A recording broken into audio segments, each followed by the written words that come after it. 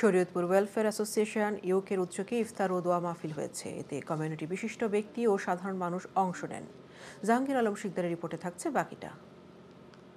যুক্তরাজ্যে Shariatpur welfare association ইউকের উদ্যোগে ইফতার ও দোয়া মাহফিল অনুষ্ঠিত হয়েছে।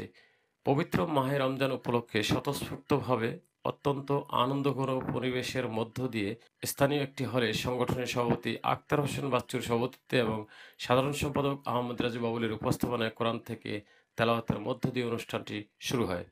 সংগঠনের পক্ষ থেকে শুভেচ্ছা বিনিময় করেন প্রধান উপদেষ্টা রফিকুল্লাহ মুন্সী।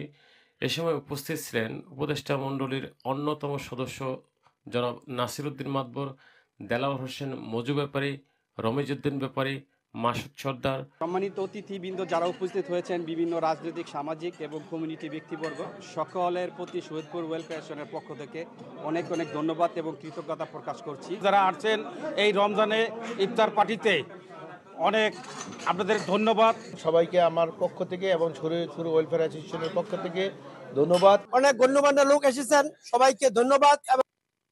Jahangir Alam Sikdar, INTV news.